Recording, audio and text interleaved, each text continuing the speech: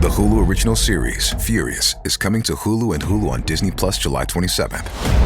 There are 3 victims we know of. The suspect is female, white, late 20s. Female serial killers kill for power, control. I believe there's a deeper motivation here. You have no idea who you're dealing with, and you are gonna end up dead. I've been waiting for you. Watch the Hulu original series, Furious, on July 27th. Streaming on Hulu and Hulu on Disney Plus for bundle subscribers. Terms apply. The Red Treehouse is dedicated to my dad. I love you, Pop. In May 1971, William Peter Blatty published what was, to me, the scariest book I've ever read, The Exorcist. In December 1973, Warner Brothers released what was, to me, for a long time, the scariest movie I've ever seen, The Exorcist. Both are often regarded as among the scariest ever released, and both follow the story of Regan, a teenage girl who becomes possessed by an ancient demon, Pazuzu.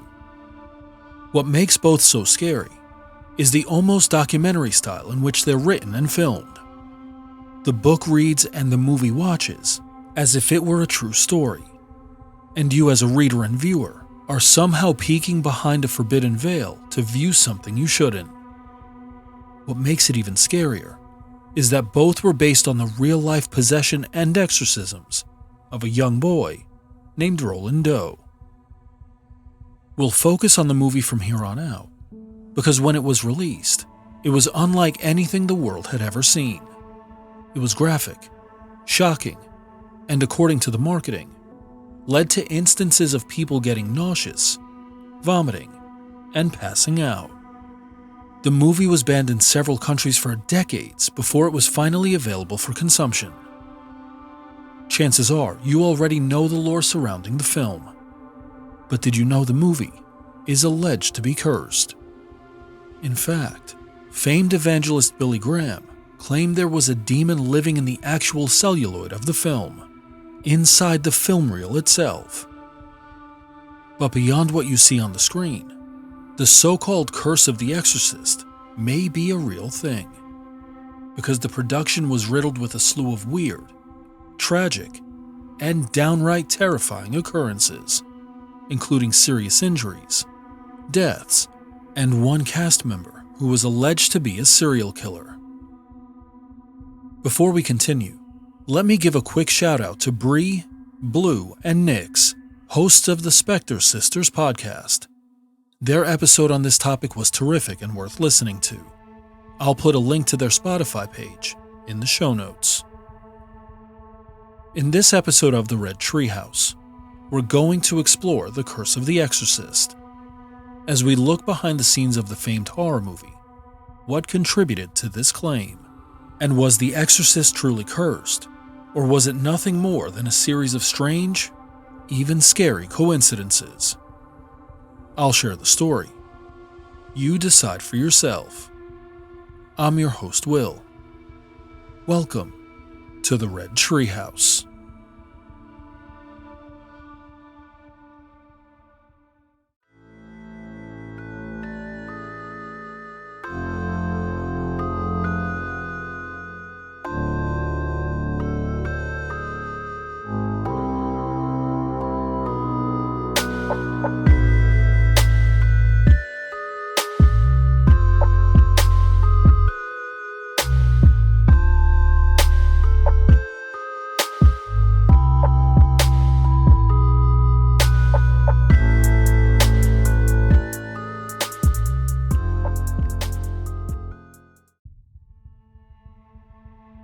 If you're a QuickBooks customer looking to grow without the growing pains, you need the Intuit ERP, the AI native ERP that upgrades right from QuickBooks. Learn more at intuit.com/ERP. The so-called Curse of the Exorcist began 2 decades before the release of the book and the movie, in 1949, when a teenage boy named Roland Doe was reported to have been possessed by a demon. I won't cover the backstory here, but if you're interested in learning more, listen to Red Treehouse episode 10 for all the details. including first-hand testimony of the dozens of exorcisms he endured. In the years following the story of Roland Doe, author William Peter Blatty became fascinated by the case, leading him to research extensively as he began drafting the Exorcist novel. Almost immediately, the novel became a bestseller, though its content was controversial and led to significant concern within religious communities for what they perceived as profane and blasphemous. It should probably be said up front that lots of strange things happen on lots of movie sets, and that has to do more with correlation rather than causation. But with The Exorcist, it just feels different. Let's jump right in. A major plot point of the movie involves an ancient demon named Pazuzu, who was responsible for Reagan's possession. The demon is featured in the opening minutes of the film, when Father Merrin uncovers a small totem while on an archaeological dig, and then drives to a massive statue out in the desert. It's an ominous sign that things are about to get super dark. But you may not have known that the actual statue was lost in transit, delaying production for several weeks. It was a weird beginning that may have just been the tip of the iceberg. Did you know the infamous Exorcist house was only used for exterior shots, while interior shots were taken on a soundstage in New York City? As production neared, a fire broke out on the set of the home, destroying most of the soundstage and pushing back filming for at least 6 weeks. I say most of it was destroyed because the only room that survived the fire was Reagan's bedroom, where the vast majority of the possession scenes and the entire exorcism scene were later filmed.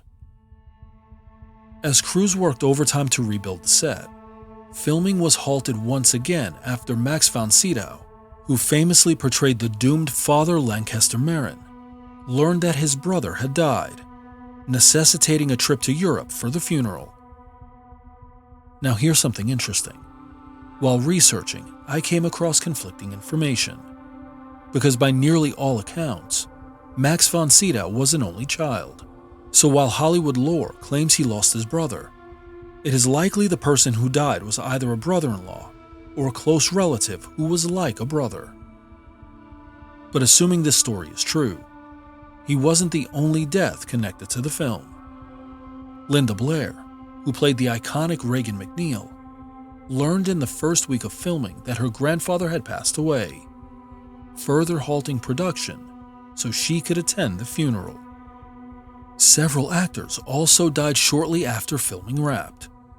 Jack McGowan, who played the ill-fated Burke Dennings, died from the flu after filming his scenes. And actress Vasiliki Maliaros, who played Father Karras' mother, died before the film premiered. And while these may have been the most high-profile deaths, in total it is believed 9 people died during production or just after filming wrapped, including crew members, a night watchman, and the relatives of crew members. Tragic deaths weren't the only strange occurrences attached to the film, as a number of significant injuries, some resulting in lifelong complications, were also reported. Perhaps the 2 most famous involved the 2 main stars, Ellen Burstyn and Linda Blair. One of the most pivotal scenes in the film, and admittedly, it's one that still sends a chill down my back, is where Chris McNeil calls Reagan's doctors to the house because Reagan is acting out of control. As she lets them in the house, we hear rumbling in the room overhead and Reagan pleading for help. When they open the door, they're horrified to see Reagan being flailed up and down on the mattress, then being bent at the waist with her legs pinned. It's this part of the scene where Linda Blair's back was injured. CGI didn't exist in 1973, so practical effects and stunts were used throughout the film, which is to its credit. But it also meant some of the scenes required rigs and harnesses to make the effect look real. In this case, Linda Blair was rigged to the bed, which itself was mechanical. Except the stunt went wrong, and she described what happened next. Quote, "In this particular take, the lacing came loose. I'm crying. I'm screaming. They think I'm acting up a storm. It fractured my lower spine. No, they didn't send me to the doctor. It is the footage that's in the movie." End quote. You heard that right. The scene where Linda Blair was injured was kept in the film, and the injuries were so bad she lived with back pain for years. She reported, quote, "I had a lot of difficulty living with the aftermath of The Exorcist. The back injury was far more serious than I ever imagined, and really affected my health negatively for a long time." End quote. But here's the thing. Linda Blair wasn't the only actress to suffer a severe back injury. Ellen Burstyn, the star of the film, was also seriously hurt. In quite possibly the most famous scene in the movie, Chris responds to chaotic noises coming from Reagan's bedroom, and when she opens the door, there are objects flying around, and Reagan is doing the unthinkable, stabbing herself with a crucifix. While attempting to wrestle the crucifix out of Reagan's hand, Chris is subsequently smacked across the face and thrown to the floor. And this is where Ellen Burstyn was hurt in real life. The harness attached to her back was supposed to be pulled by a crew member, except they pulled entirely too hard, and Ellen Burstyn landed on the small of her back, resulting in a spinal fracture. Her screams of pain and agony were also left in the final cut of the film. Now here's the thing about both injuries. They were largely the result of William Friedkin's neglect and abuse of both actresses. In Linda Blair's case, he didn't seek medical treatment when she was obviously hurt, leaving her with lifelong pain. And in Ellen Burstyn's case, she actually told William Friedkin and the crew member manning the harness that she was being yanked back too forcefully. Friedkin not only ignored her concerns, but told the crew member to pull her harder, which is the shot you see in the film. Others were injured to varying degrees throughout the making of the movie. What's especially notable is William Friedkin's role in some of these injuries. I just told you about Linda Blair and Ellen Burstyn, but did you know William O'Malley, the actor who played Father Dyer, was slapped hard across the face by William Friedkin in the film's culminating scene? His reason? He wanted emotional realism. The result? What you see in the film. A teary-eyed, shaky-handed Father Dyer administering the last rites to a dying Father Karras. Much of this you may have already known, but here's something you likely didn't. The cast of The Exorcist also included a suspected serial killer. We'll explore this right after this quick ad break.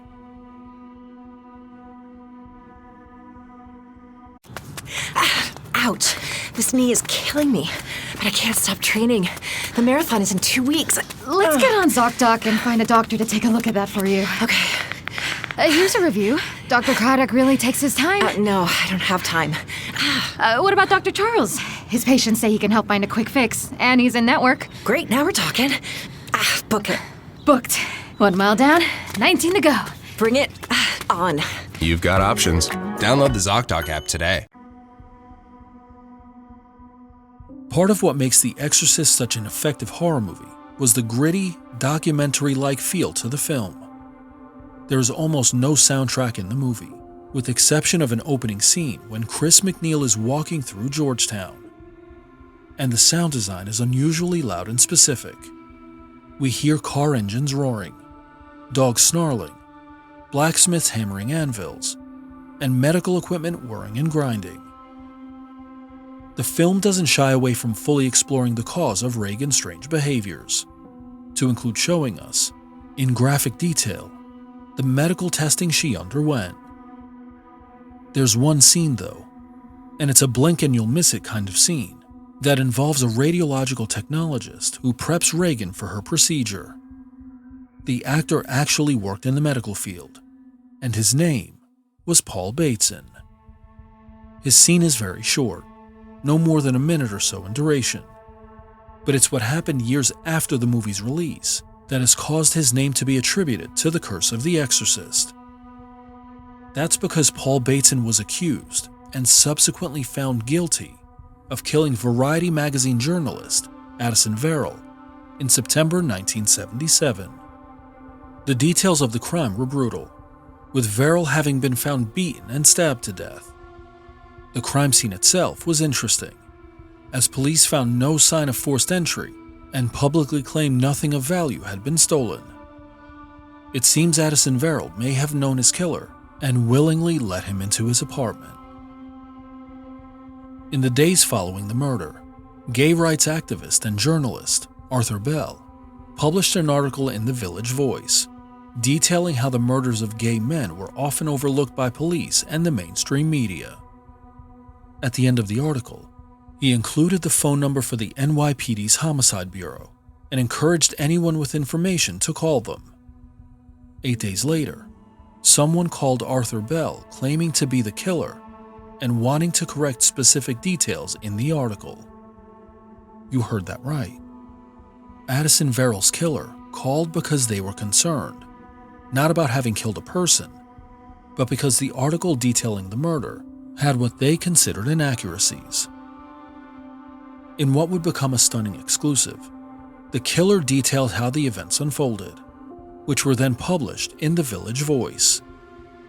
According to the caller, he met Addison Verrill at a local bar, where he was offered a drink.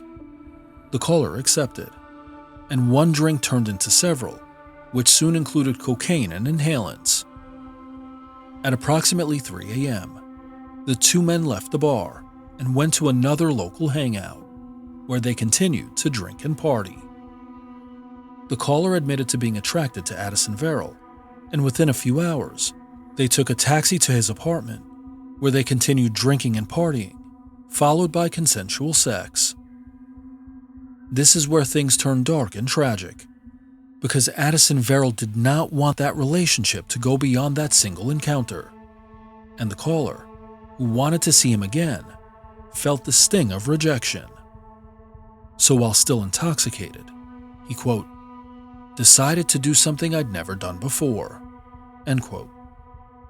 He subsequently hit Addison Verrill in the head with a frying pan, rendering him unconscious, and then proceeded to stab him to death. The caller then stole $57 in cash, a single credit card, clothing, and other items. In speaking with Arthur Bell, the caller claimed that he felt guilty for committing the crime, but refused to identify himself beyond having some kind of license, though he didn't specify which type. Arthur Bell contacted police, who told him the caller would likely try to call again. It was a hunch that would pay off, though not necessarily in the way they were expecting. Arthur Bell did get another call, this time from a man who identified himself as Mitch, and who claimed Paul Bateson was Addison Verrill's murderer. Police quickly arrested Bateson at his apartment, and when asked if he understood why he was being detained, he simply pointed to Arthur Bell's article in the Village Voice magazine. Bateson was charged with second-degree murder, and he pleaded not guilty, a plea he believed the jury would confirm. At the same time, NYPD detectives were investigating a series of murders whose victims were gay men. They believed a serial killer was responsible, as the MO was near identical. 6 men found dismembered and placed in bags floating in the Hudson River. The men were never identified. Police suspected Paul Bateson might have been responsible and questioned him about the killings. He alleged that he was offered a plea deal for a shortened sentence if he confessed to the killings. He didn't, and after a 4-day trial, on March 5, 1979, Paul Bateson was found guilty of Addison Verrill's murder. He was sentenced to 20 years to life in prison. And despite their initial suspicions, police never charged Paul Bateson, and he never confessed to the other 6 murders. For those of us on the outside looking in, it would be easy to claim these occurrences were somehow attributed to a demonic influence. But what did William Friedkin and those who worked on the film believe? Interestingly enough, William Friedkin, prior to his death, was surprisingly quiet about the alleged curse, instead stating he preferred to leave it up to the viewer to decide. For their part, most of the cast and crew dismissed the claims as nothing more than speculation or wild coincidence. Max von Sydow is reported as stating, quote, "If you shoot something for a year, people are going to get hurt. People are going to die. It's very good for publicity, but if you don't believe in the devil, you don't believe in curses." End quote. But for more than a few crew members, the concern about demonic influence couldn't be understated, and they requested William Friedkin bring in a priest to bless the set.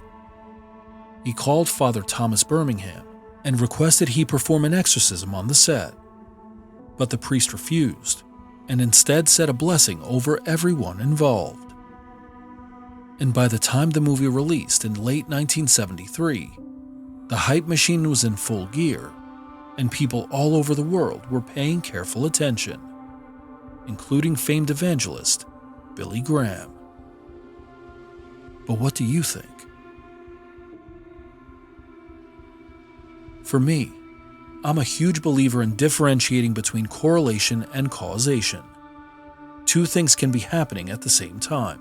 That's correlation.